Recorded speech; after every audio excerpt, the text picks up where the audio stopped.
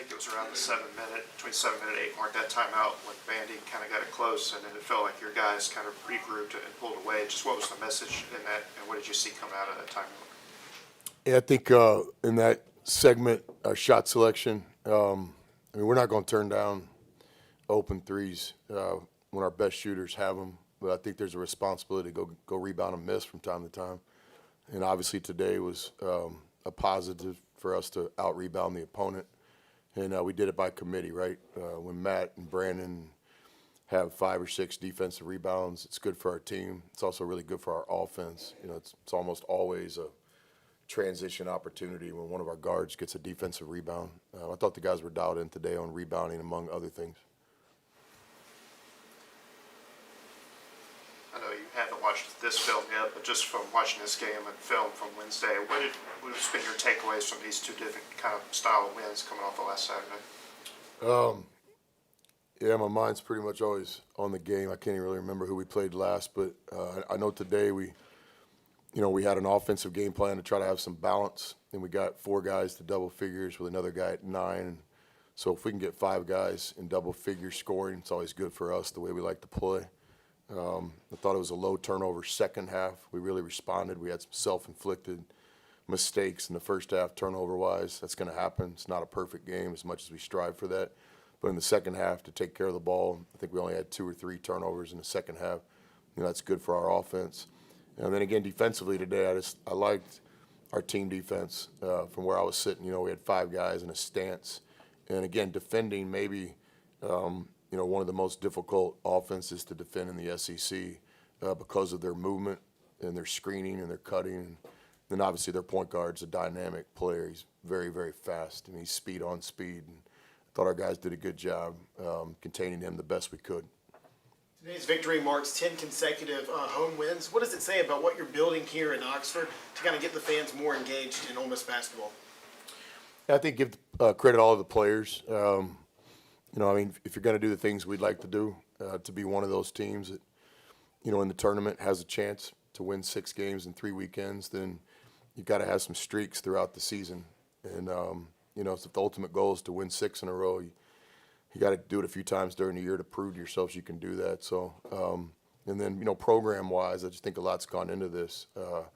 We have a home court advantage in Oxford now, and it's got to continue to get better, and it will. But the main message is thank you for all the people that are, jumping on board early, not just today, but from the season opener to the throwback game to some games during the break.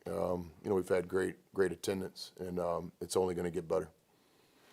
Chris, before the games today, this was the best three-point shooting team in the SEC, percentage-wise.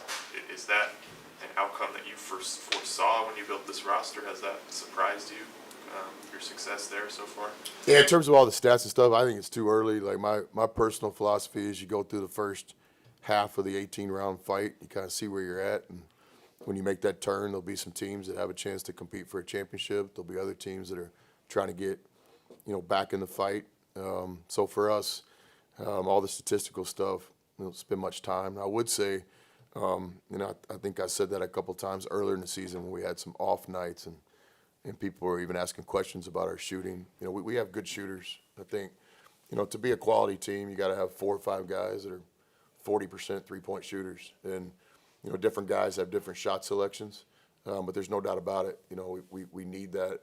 I agree with Matt. Our guys put in a lot of work. We're committed to that among many other things. When guys get in the gym, our green light shooters.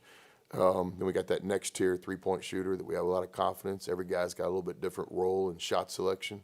But no, three-point shot's a weapon for us. We got good shooters that put in a lot of time. Could you explain the 300 club thing he was talking about? Yeah, it's just one of many things. I've always thought that, we're sitting there on the bench and we got 5 guys out there representing the whole organization, and we're trying to get a good shot. The first thing is we don't want to give it to the other team. Then we want to get a good shot, and a good shot, is the right player taking the right shot. So certainly guys that have the green light to pull from 3, for us, we expect them to do their part of the deal. There's responsibility. You just can't go out there because I think you're a good shooter, or you think you're a good shooter, or you're your mom thinks you're a good shooter. It's, the proof's in the stat sheet, and not just the game stat sheet. We stat every individual workout. We stat the 300 club. We stat the quality 100. This goes all the way back to the summer. So, guys are striving for that, and that's not selfish to chase stats in team sports. We don't ever talk about points per game because that comes and goes. But we do talk a lot about percentages and assist to turnover ratio and rebounds and steals. And, when you get competitive players chasing those individual things, that's team sport. That's not selfish. So it should be a fight to see who can get the most rebounds.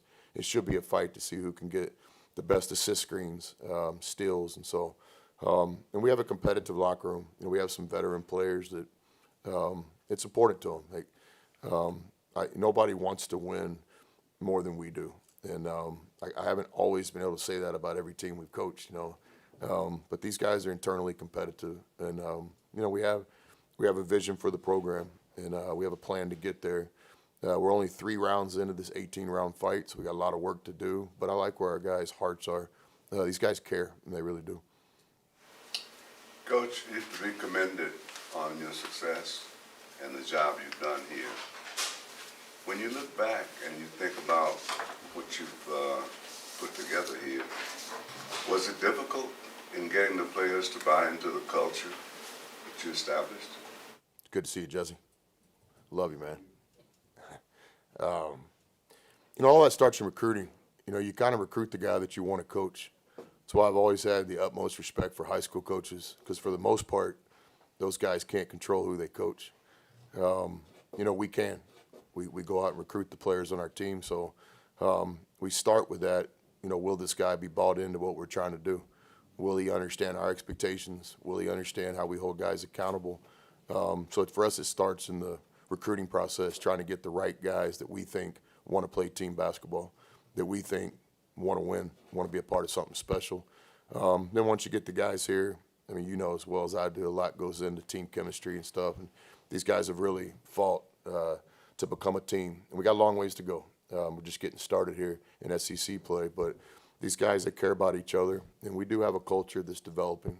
I don't know if it's completely built yet. We're working on it on a daily basis, but the players are bought into what we're trying to get done. And I'd say the same thing, when the scoreboard isn't in our favor, even in some of our disappointing moments, we were connected. It might not have looked like that at Tennessee, but, we didn't beat ourselves that night. We just, we got beat by a better opponent in that 40-minute game. Chris, when you have a guy like Matt go for 18 in the first half, how did you feel like that kind of opened up opportunities in the second half for other guys? Maybe they were focusing on him at all? Yeah, absolutely. And veterans like Matt understand that too. Scoring comes, when you're on a good team, scoring comes in bunches, and it's important to let the game come to you. And I thought Matt did exactly that. Took great shots from where I was sitting all game long. And there's no question we got some open looks in the second half because of Matt being on the floor, whether it be a pick and roll or spacing or things like that. So Matt's an unselfish player. He really is. That dude's about one thing, winning. And for us to win, he's got to score the ball, and he obviously did that today. And then coming off of that Tennessee game, now having these 2 performances, just how impressed are you that these guys were able to flush that and then come out firing these last 2 games? Yeah, responding is a big part of a team sport. It's not going to be, rainbows and, popsicles every day. I've been thinking about popsicles. I was at Rascal's convenience store the other night and you guys ever had the Twix ice cream bar? It's too cold for that right now. Man, no, it's not. Try the Twix ice cream bar. I'm telling you. And I'm not even a Twix guy. That's not my candy bar of choice. But they got something going on with their ice cream bar. It's incredible. But no, every day is not going to be Twix ice cream bars. So yeah, the ability to respond, and not just from game to game, from practice drill to practice drill, from possession to possession. And these guys have shown the ability to respond. And that's a good trait, of hopefully a team that can do some things here in the last few months of the season. Chris, for all the scoring you guys have done in the first half of this game and the Florida game, for you guys to kind of run cold in the second and still find a way to close out Vanderbilt by, 13 points. What do you learn about your team from that? Yeah, there was some maturity there, no doubt. I thought we were taking good shots for the most part. You know, I'd like to be able to get some more offensive rebounds when we go in those segments of getting good shots, but not just making them. And then I thought defensively, we did have some maturity to us. You know, when that thing got to 10 a couple times and you feel kind of the pressure, I thought the guys were dialed in. There wasn't any panic from where I was sitting. And then we were able to string some stops together. You know, for us, if we get 3 consecutive stops in a game, we call that a kill. We're always trying to get about 7 kills a game. And we actually did get a couple kills in the second half when our offense wasn't helping us much. More questions for Coach? Yeah, I don't want to imply anything here, but the portal, there are some coaches that love it, there are some coaches that hate it. It's obvious that you love it. Would you talk a little bit about the portals and the future? Yeah, what I love above all is good players, and you know, period. And so, good players come in different ways, and it's always been like that. You know, our teams have always had a balance of younger guys, older guys, international guys, local guys, and so in today's college basketball, you know, the portal's reality. You know, you could either embrace it or run from it, and we certainly have. And you know, it's not just about the guys that we're fortunate enough to get. We've got some good players around the country that are playing at other schools right now, and we pull for those guys too. So, you know, each player makes an individual decision, and but we pull for all players, not just the ones we get. From time to time, we see a player make a decision they think's best for them. But no, it's all about recruiting. You know, like whatever way we have to find them, wherever we have to go. You know, we're trying to get players here that can compete for SEC championships. And this first year's team, you know, we got good players. I said that at the very first press conference we have. There'll be no asterisks next to this first year's team. You know, we're proud of the talent we have. We feel like we can compete against anybody.